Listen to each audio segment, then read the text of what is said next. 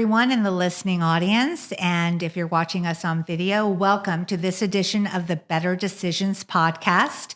Today, we are with a very special guest. Did you know that the City of Fort Lauderdale's downtown has grown more than 80% in the last 10 years? And that includes a huge boost to our residential population. There are now 24,000 residents living in our downtown area, which is only 2 square miles. And this encompasses our Flagler Village, the downtown, the Riverwalk, and so much more. Well, my guest today is a self-described, enthusiastic community builder with more than 2 decades of experience in urban planning and development. She is a former director of the Sustainable Development Department for the City of Fort Lauderdale. She has served on the board of directors of the Greater Fort Lauderdale Chamber of Commerce, the Chamber's Downtown Council, and is the chair of the Fort Lauderdale Downtown Coalition. She is currently the president and CTO of the Downtown Development Authority and is also the member, as she sits on the board. I have met her through our board meetings with the DDA, which it is also known as. And I'm so happy to have her here today to discuss downtown, what's happening. And so it's with great pleasure I introduce you to Jenni Morejon. Hi, Jenni. How are you? Elaine, thank you. You're such a wonderful ambassador of downtown. Thank you. I love it. And I've been very happy to attend the Downtown Development Authority meetings and keeping up with what's going on with our fantastic growing downtown. Well, you are truly our fan club. Every Thursday, third Thursday of the month at our meetings, I look to see your face because I think you take the information that we talk about and share it to the world, and obviously your clients. But that's been our goal at the DDA, is to really get Fort Lauderdale in the national and international narrative when it comes to place. And we're the center of the South Florida region. The center of it all, we like to think. And so I think we have a great story to tell, and I'm really happy to be here today with you. Thank you so much. Well, I have learned so much from those meetings, and the conversations so far have been on the civic projects that you're involved with and everything else. But many people, and myself included, when I first started attending the meetings, I wasn't quite sure what the Downtown Development Authority, who you were, what your goals were. So if you'd like to tell us about what is the Downtown Development Authority? Absolutely. In a simple message, we're a public-private entity that supports growth, investment, and livability in downtown Fort Lauderdale. A bit more formally, we're an independent special taxing district established by the state legislature, actually back in 1965. So as you can imagine, back in the day, in the 70s, a few office buildings in downtown, not much else. Businesses kind of shut down at 5 p.m. No one lived down here. And totally central business district. Absolutely. That was it. And even very small central business district at that time. Not a lot of major corporations downtown, maybe more mom and pop offices. But the DDA was established primarily to be that vehicle to bridge the private sector, commercial landowners, with government entities to make investments in our streets, our public spaces, and really encourage more private growth downtown. And I'd say we've been pretty successful. We've been very successful. I've been seeing reports that the City of Fort Lauderdale and our downtown area is outpacing many of the other downtowns across the nation. I was surprised to see we were leading above Dallas, Texas, and some other Pittsburgh, and some other notable downtowns, that our city is just the revolution of our city and the evolution of our city, I should say, not the revolution. We wouldn't want that. But our evolution is just really captivating more and more residents to our downtown area, the livability, the walkability, and just the general work-live aspects of our downtown, which we'll get into in a minute more. So speaking of an evolution, tell me what you think about all of these changes that are happening to our downtown. I'd like to say this was all part of the plan, because in many ways it has been. I've been working here for, like you mentioned, over 20 years in urban planning and really mapping out what the vision is for downtown to grow. And large in part, what we're seeing was all part of that plan. creating a critical mass of residents, not just employees. And the evolution where it's been, I think, most surprising is the pace. And just how fast things have come together, particularly in the last 5 years.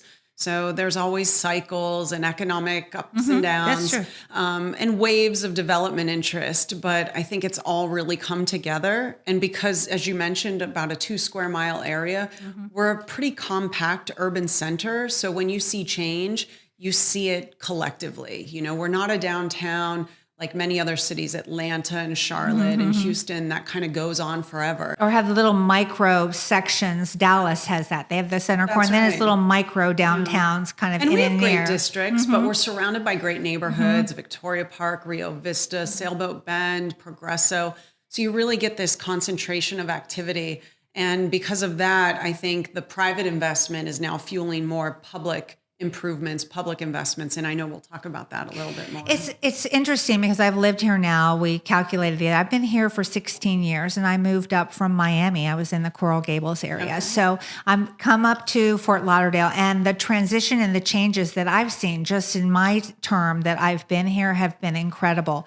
So in the articles that I was reading related back to the growth of our downtown, the vision for our livability and walkability of our downtown started way before like the pandemic happened or all of that. So it's been a progressive thing. So the first things that I've noticed as far as development goes that I really love is Flagler Village, Flagler, Fat City, all of that. The Flagler Arts and Technology Center of Fort Lauderdale really was part of under your purview with the DDA as part of downtown. Absolutely. So I mentioned kind of our organization. The real kind of muscle and effort behind the DDA is our board of directors. And many of those that sit today, but also over the past many decades, have been those pioneers, developers in Flagler Village, ones that put a lot of their own risk on the table, but also hard work to establish what should our streets feel like? What kind of,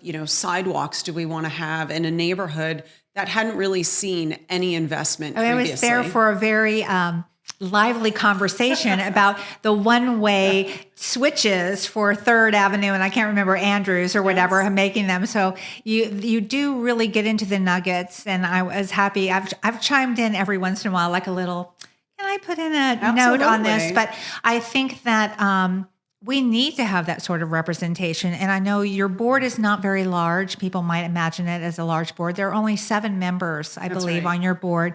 And I know Charlie Ladd, and you've got Stephanie Toothaker, and these are real movers and shakers. And I apologize for not knowing all of the board members' names, but I'll get there. And I just think that each contributes substantially to what they are. And I've seen city representatives also attending your meetings. You guys are really making a difference. What's important, I think, is our board has skin in the game. And our charter was very intentional about having property owners, commercial property owners, executives and shareholders of major corporations and firms that represent the voice of downtown property owners. So it's not just a membership entity where anyone can join. You actually have to be someone here who has invested in the downtown. Well, I mentioned to you off camera earlier that we've had more applications for business startups in Broward County than almost any other county. We've outpaced some other major cities with this regard as well. We're outpacing Miami. We're outpacing Palm Beaches. So people are really moving to the Broward County and Fort Lauderdale area. The David Siddons Group was very fortunate to move in one of the largest stakes, corporation moves into the area with TTI, and they took over Huizinga's offices right here in downtown Fort Lauderdale. So as these new companies come in, and there's so many of them, they're becoming stakeholders as well in our city. So I'm sure you're looking for board members from this new, a refreshing breeze of all of this new influx of people coming in. It really takes, like I said, the hard work of pioneers, folks like Charlie Ladd and Alan Hooper on our board that started the vision of this mixed use downtown probably back in the late 80s, early 90s. But it's also having these new corporate citizens that are coming to town that can really become a part of the evolution of downtown Fort Lauderdale. And I often say, capital follows talent and talent follows place.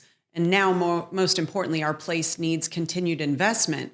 But the reason that companies, I believe, like TTI and others, Icon International, West Marine headquarters are moving here is because the talent is here. People chose to come and move to Fort Lauderdale, whether or not they had a job here. And an interesting point, pre-pandemic, Fort Lauderdale and downtown, particularly, had about 17% of our employees working remotely. This was before the pandemic. This is when we were ahead. I think it was the average was like 6%, and we were at 17%. So there was already this kind of blending of the live, work, lifestyle, which I know we're going to talk about even more. And I think by seeing over 6,000 new residents move to downtown Fort Lauderdale during the pandemic, companies took note. They said, this is a place people want to be. And if people, meaning my talent, wants to be here, I want to be there and employ that group. It's so great when I talk to really to new residents that are coming here, and they're measuring up. Do I want to be in Miami or do I want to be in Fort Lauderdale? Really being here, you get the benefit of there is like the golden triangle. You get the benefit of being in Miami, the benefit of living in Fort Lauderdale, as well as the Palm Beaches so close by. So when you can be in the middle of all of it. We often say you can be here and be there too. It's the Absolutely. Goldilocks. We're right in the middle, not too big, not too small, not too hot, not too cold. You get this metropolitan, sophisticated lifestyle, but with kind of the casual brand of Fort Lauderdale, the nautical vibe. I think it really appeals to many different, groups within our entire community. I would agree with you. Well, we have gone over so much and what your core mission is, and you've established 3 pillars for about driving the evolution of downtown. And the first is prioritizing residential development, which is, of course, obviously something I want to key in on. So can you tell me about that? Absolutely. It's almost hard to believe when you look at downtown today that in the 90s, there was virtually no residential development downtown. There were some single family homes in Flagler Village, maybe some smaller, older apartments. But until some of those first projects came out of the ground on the river, no one was truly moving into downtown Fort Lauderdale. It was sort of like a 70s, 80s mentality still. The zoning, the land use policies, all of that kind of wonky urban planning didn't promote or allow for it. And when that transition took place, when a downtown master plan was established and units became available, developers took note. And some of the earliest projects along the river, they filled up tremendously fast. And that just continued to go. And so we then had this pipeline of residential with a critical mass of people to support new restaurants and to support new retail options. Many traditional downtowns across the country, their central business districts in the core of their downtowns, they probably have about 70, 80% office buildings in those core. In our 2 square mile downtown, we're a good 60% residential. So almost kind of flipping the script. But what that did is during COVID, people were still here. Office buildings didn't just completely go dark in cities, And I think our offices, actually, I read that we're now at 60% capacity, as from prior to COVID of our offices, the workers coming back to work in the office. And it's growing every month. We've consistently for about the past year been ranking 10 to 20% points higher than the national average for employees coming back to the office. And there's a couple of reasons for that. And this, I think, is the second pillar. There's a flight to quality. There's office buildings like the Main, like the upcoming Fat Village partnership with Hines and Urban Street Development, spaces that really represent the experience that residents have been having in these beautiful new apartment and condo buildings. Indoor, outdoor amenities. You come to our board meetings, we sit and we can go outside during the meeting. I stroll from my office, which is downtown. Really, it is live work. And I live on the edge of downtown. So it's live work for me. And I was mentioning to actually the videographer, our podcast producer, prior to jumping on, I said, how was it coming into downtown Fort Lauderdale today to do this podcast? And she's coming in right in central business time, coming in, and she said it was a breeze, no problem. And I make it into the office within 5 minutes. It's lovely, and people are out walking their dogs.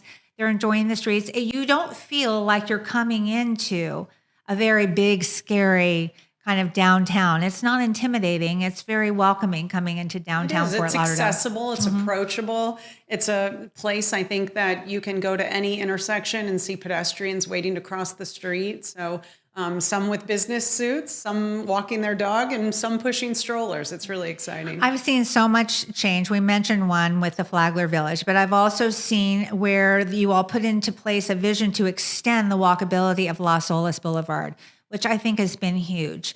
And just more of the events on Las Olas Boulevard too, having the muscle cars coming down, the exotics on Las Olas, of course, our traditional art fairs and everything else.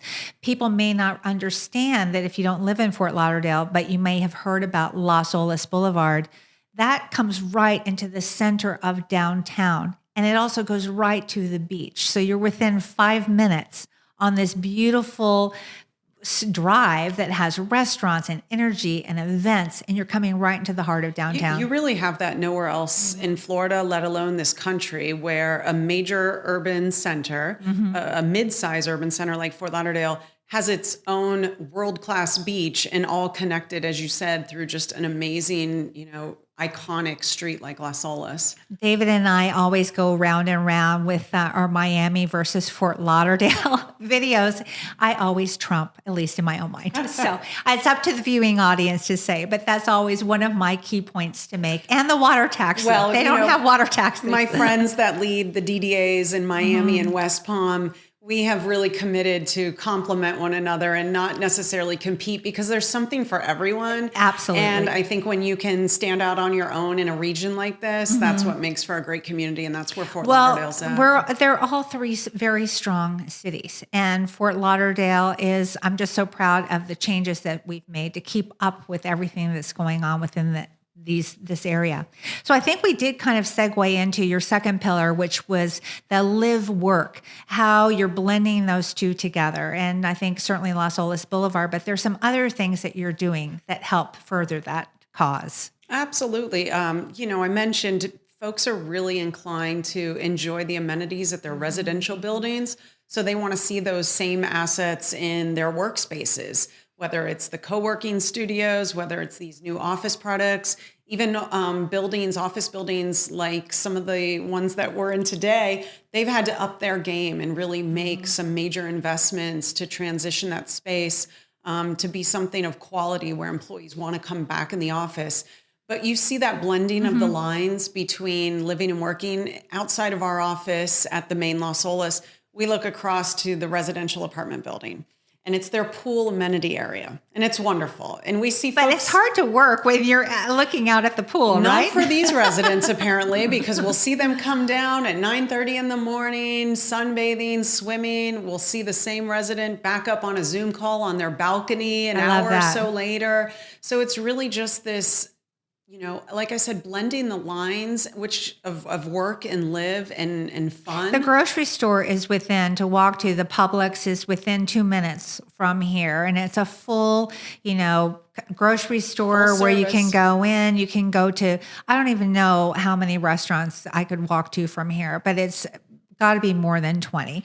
So it's been amazing. Easy. I mean, despite the pandemic, we've seen probably 24 new restaurants open up. Many are on Las Olas. Many are transplants from either the Northeast or Miami. Restaurateurs in Miami seeing the success of Fort Lauderdale and moving north. And some of our great established restaurants, they get a draw like you just described from the entire region, from all of Broward. I love our river too, and just how the Riverwalk has developed, improved, extended the walkability out, just to take a stroll along the river and just to see the boat traffic go by.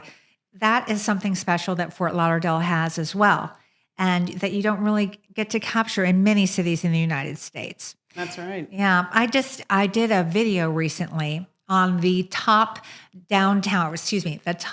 waterfront condominiums in Fort Lauderdale. And I led this video and this blog with downtown because the river is central. It's beautiful river views. You cannot beat that. And it's for lifestyle. So many people move to Fort Lauderdale for lifestyle. They're asking me to see the beachfront condominiums first. I'm like, do you really want the beach?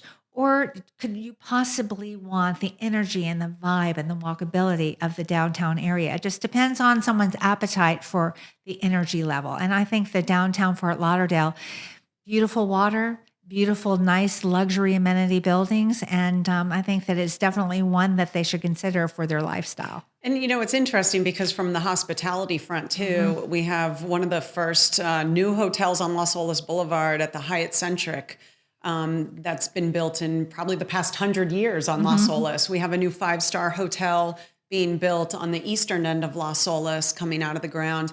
And the visitor experience is now first and foremost in downtown with that choice of let's go to the beach for the day, when before the only option was really to be on the beach. And I think that also is representative in the choices new residents are making with where they want to live. I've lived here, but you know how families have their regular events that they go to. There's standards for like during the holiday season and everything else. So standards for us are the Winterfest Boat Parade, which comes down the river. One of a kind. Another standard for us is Light Up Las Olas. Another standard for us is Christmas on Las Olas or the Las Olas Art Fairs. Those are standards that family locals have here, but also visitors attend as well. So you definitely are getting this blending of living and working in your downtown. So I know that you all, because I've attended the board meetings, these are two big hot buttons because your third pillar is investing in public spaces to really enhance that live-work experience. So tell me about your two projects. I would assume, Elaine, when you travel and when you think of great cities, it's not just the buildings that are there. It's really how you felt when you were in plazas and squares and walking along streets. Photo opportunities. And, that's what I think are some of our biggest assets in Fort Lauderdale, but we have to keep investing in them. The Riverwalk you mentioned, it's our amazing amenity. It was built in the 80s. Everything needs a refresher after about 50 years. So how do we... me included. as well here. So, our job, I think, is to continually make sure that these shared spaces that we all own and are proud of are at those standards of a world-class city. We own Huizinga Park, a park that we built in the 90s, named after H. Wayne Huizinga. And we wouldn't be in this building today if it wasn't for his vision and the influence he's had downtown.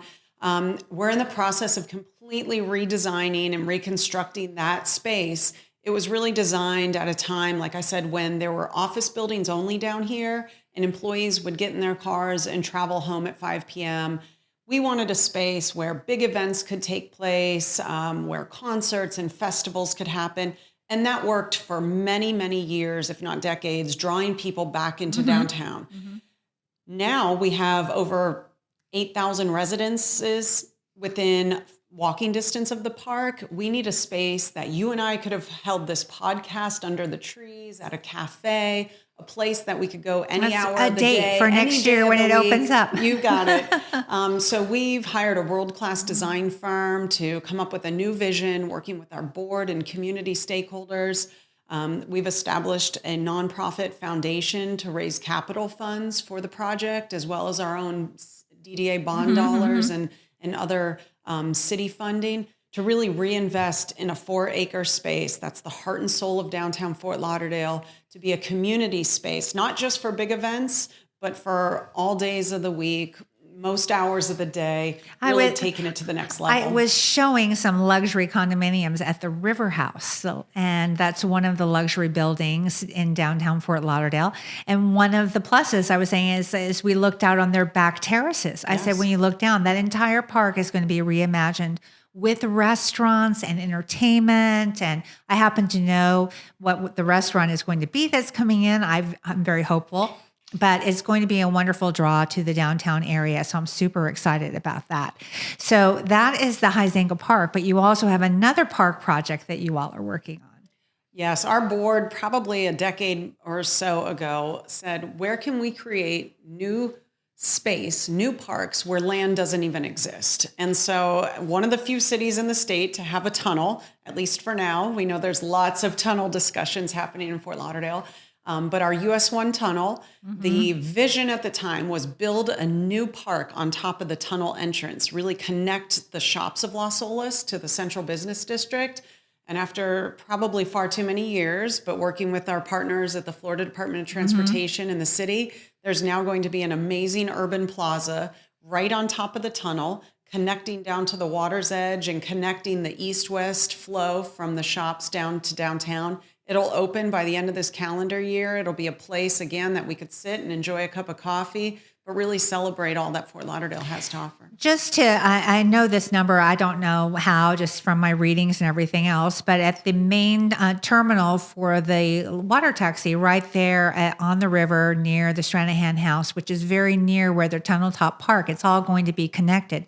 Over 1 million visitors come through that area right there. So it's going to our be Grand Central Station. It's Fort Lauderdale's Grand Central Station right along the river there. So that is all very exciting. Well, the river is our original street. For the city of Fort Lauderdale built up around the river. Our original home, the Stranahan home, is right there on the river. I think they did trading and everything else with the Indians. So we have a great history here for our city as well. Water is centrally important to Fort Lauderdale with our beaches, our canals, our intercoastal waterway, and our riverfront too. So there's many different ways you can experience waterfront living in Fort Lauderdale. And that's our goal with the Huizinga Park project, is to really connect the water to Las Olas, give people the opportunity to access all of this, whether you own a large yacht or you just want to watch them go by.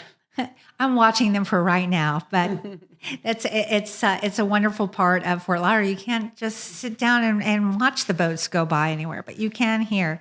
So I was going to make an appeal to anyone out there that would listen to us, because we do sell luxury condominiums, and that is our focus, and just the luxury living aspect downtown. We've just opened up 100 Las Olas. There were 113 residential units on top of that Hyatt Centric that's new on Las Olas Boulevard. All of those units have sold except for the penthouse. There's just one remaining developer unit left. We need more of these luxury condominiums downtown. I've heard in the wind that the Related Group, which also, they're the number one largest contractor builder in South Florida. They built Auberge for us. They've built Solamar for us in Pompano Beach, which is getting ready to be delivered. They've also constructed Casamar. So these are 3 luxury developments that they're involved in. And transforming cities like Pompano. Yeah, Pompano really they helped to spearhead the transformation of Pompano, which we're super excited to see that continue to grow, with the Ritz-Carlton even coming in and taking a stake up there on that beach up there. But the Related Group has now eyed downtown Fort Lauderdale for their next project. So do you know of anything else that's in the work, or can we put in a good word? Because there's so many apartments out there. Let's get some more condos down here. Absolutely. So, Related is a legacy developer, from George and his team. And I've worked with Patrick Campbell down here in Fort Lauderdale through the years. Icon was intended to be condo. Economic cycles change, and they're a company that can, really understand what's on the horizon. So while they've built thousands of apartment buildings in downtown Fort Lauderdale, it seems that the writing may be on the wall that the pent-up demand for new condo product is here. And some of that is because some of these luxury apartments are now renting at rates that many owners would much prefer to invest in a unit that they can live in and call their own permanently. What that does for a community as well is creates more ownership in your public spaces, in the decisions that get made at a local level, in the changes that happen. And that's always healthy for our stakeholders in the city. Yeah. Absolutely. But, great cities have a mix of all product types: single family homes, rentals, apartments, condos. I think we're really evolving to go back to that. And so we'll probably see, a cycle that really starts to allow people to stay here more permanently with a stake in the community. Well, Douglas Elliman represented the 100 Las Olas selling of those units there. We will be representing Related with the sales of their condominium right here in downtown. So I hope any of those listeners out there that are looking for a realtor to help them purchase in those buildings, if they'll give us a call at the David Siddons Group. Jenni, anything else that you would like to enlighten us with as we're on our topic of our evolution of Fort Lauderdale? As bright as everything is in our community, the horizon that we have ahead of us is very positive. I think we still need to just keep working to be innovative, to keep making investments in our transportation system, keep building office product, which I know you don't necessarily sell, but as those offices get built, more companies pay attention to Fort Lauderdale.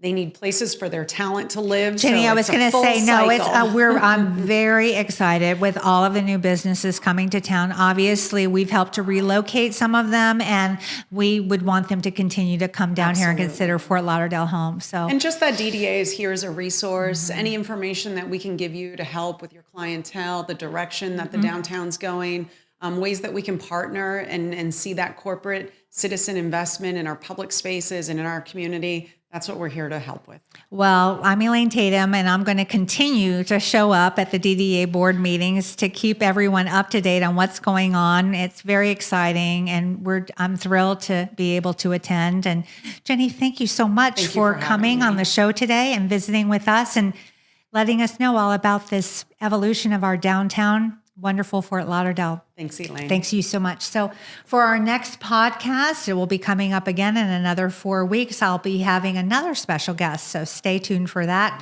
This is Elaine Tatum with the David Siddons Group. This is the Better Decisions podcast. Like us, swipe up, swipe sideways, but watch, tune in. Thank you so much for joining me today.